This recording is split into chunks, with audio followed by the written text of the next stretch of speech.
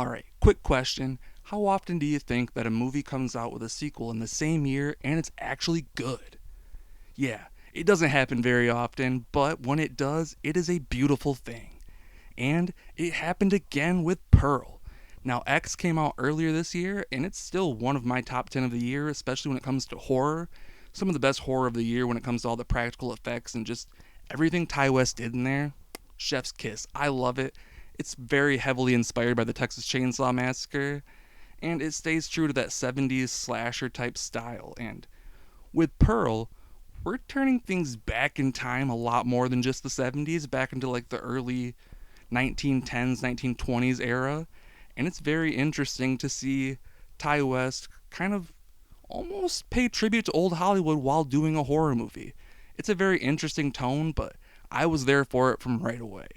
The editing from the opening credits is all very, very old Hollywood style, and you can tell that Ty West is just in love with Hollywood like myself and has all this film knowledge, and he wants to kind of just play around in different eras and show that he's very capable of doing so.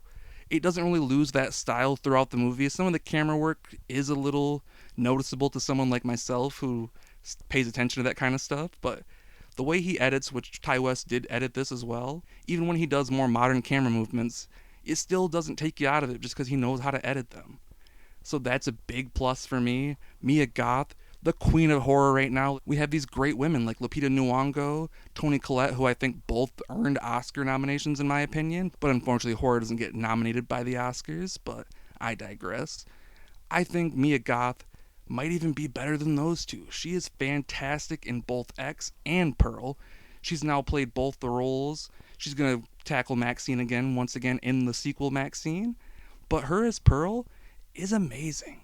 Like I said, she played Pearl in X and she had all the old person makeup on, and that had to have been a very difficult role to tackle in itself, but then she had to go back and be that character but younger, and it's just a really cool thing to look at and see her have to act all these different ways. And she does some monologues in this movie that are so good. Like, the horror isn't as crazy as it is in X, but it's still there for sure. It's just not out there and kind of as it's not the main focus, almost, in my opinion.